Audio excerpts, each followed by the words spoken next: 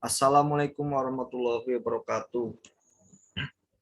Kami dari kelompok 9 akan mempresentasikan tentang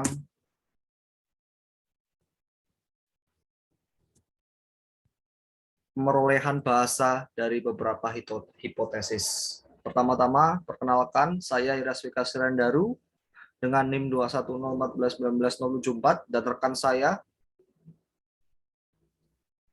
Agnes Rizka, NIM 21014190076. Baik. Selanjutnya, saya selaku moderator dan juga pembawa materi akan mempresentasikan bab ini. Selanjutnya, mari kita mulai.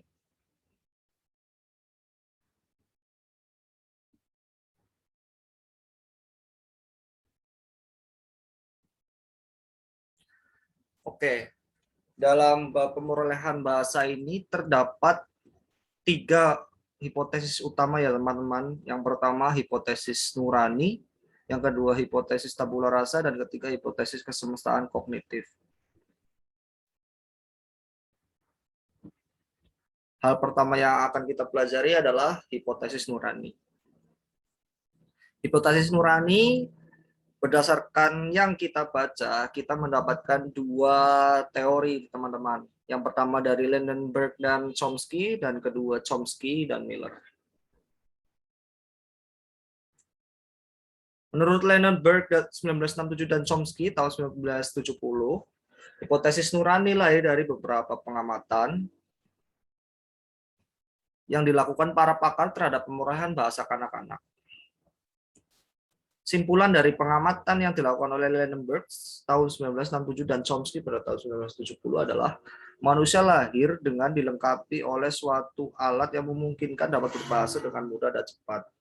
Karena suka dibuktikan secara empiris, maka pandangan ini mengajukan satu hipotesis yang disebut hipotesis nurani, dalam bahasa Inggris innate atau dibawa sejak lahir, yang berada di dalam atau semua jadi.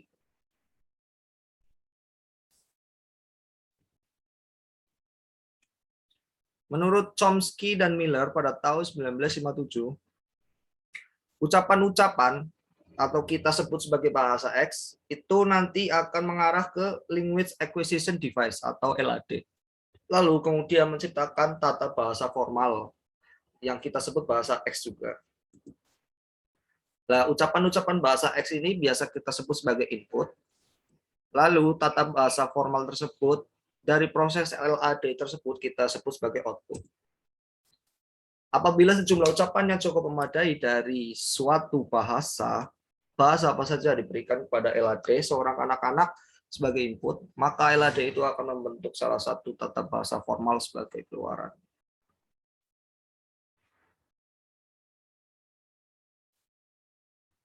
Kemudian hipotesis tabula rasa. Dari hipotesis tabula rasa, kita akan membedah hipotesis ini berdasarkan 3 sisi. Yang pertama definisi, kedua prinsip mediasi, dan ketiga hipotesis tabula rasa menurut Skinner tahun 1957.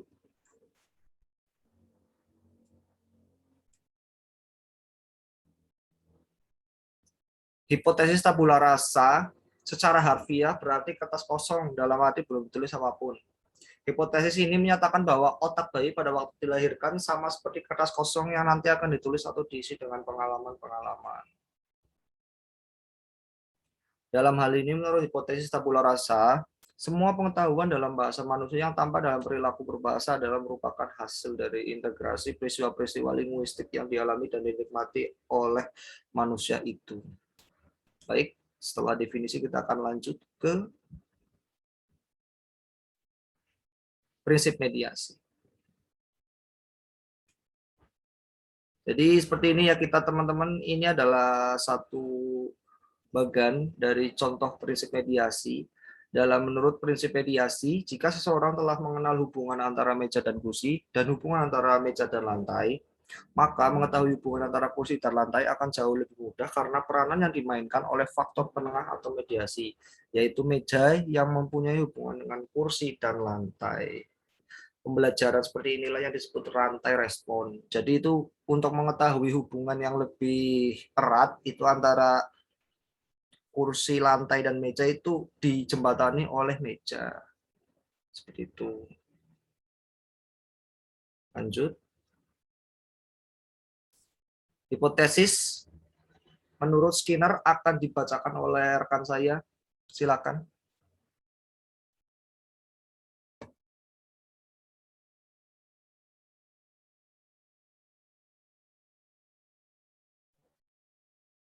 Hipotesis menurut Skinner ada man, dan selanjutnya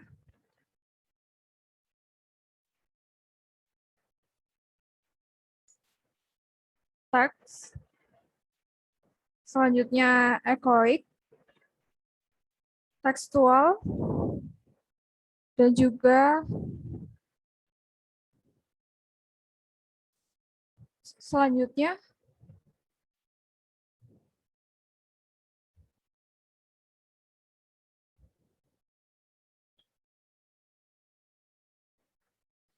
hipotesis kesemestaan kognitif dibagi menjadi dua, yaitu gambaran umum dan menurut Sinclair de Swart.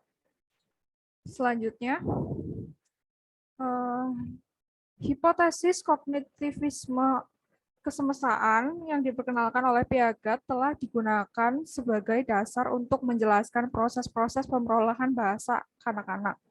Menurut teori ini, yang didasarkan pada kesemestaan kognitif, bahasa diperoleh berdasarkan struktur-struktur kognitif dari motor. Struktur-struktur ini diperoleh kanak-kanak melalui interaksi dengan benda-benda atau orang-orang di sekitarnya. Urutan pemerolehan ini secara garis besar yaitu sebagai berikut.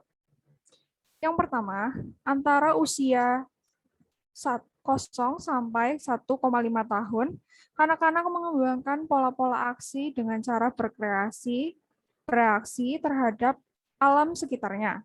Pola-pola inilah yang kemudian diatur menjadi struktur-struktur akal. Yang kedua,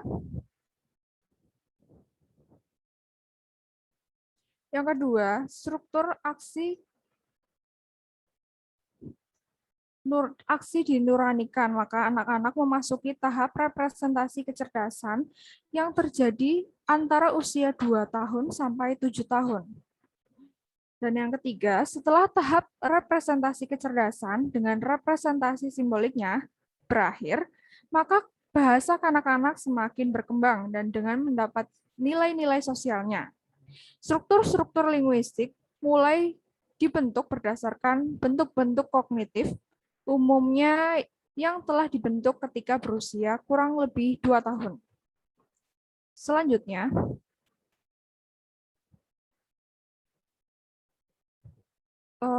menurut Piaget, ucapan holofrasis pertama selalu menyampaikan pola-pola yang pada umumnya mengacu pada anak-anak itu sendiri. Umpamanya, kalau seorang kanak-kanak usia 1,5 tahun mengucapkan kata panana, jika dia menginginkan seseorang melakukan sesuatu terhadap dirinya seperti yang biasa dilakukan kepada kakeknya. Panana itu yang berarti grandpa.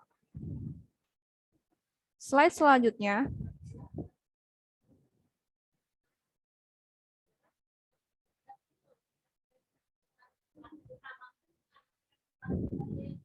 Menurut pandangan Sinclair de Swart, yang pertama, kanak-kanak memilih satu gabungan bunyi pendek dan bunyi-bunyi yang didengarnya untuk mencapai suatu pola aksi. Yang kedua, jika gabungan bunyi-bunyi pendek ini dipahami, maka kanak-kanak itu akan memakai seri bunyi yang sama, tetapi dengan bentuk fonetik yang lebih dekat dengan fonetik orang dewasa untuk menyampaikan pola-pola aksi yang sama atau pola aksi yang sama dilakukan oleh orang lain. Ketiga, setelah tahap kedua di atas, muncul fungsi-fungsi tata bahasa yang pertama, yaitu subjek predikat dan objek aksi yang menghasilkan struktur. Subjek verbal objek atau agen, aksi, dan penderita. Selanjutnya,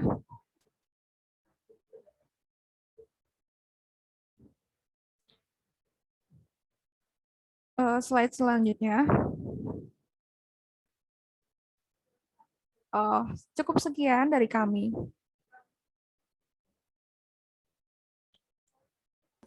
Baik, setelah kami melakukan presentasi,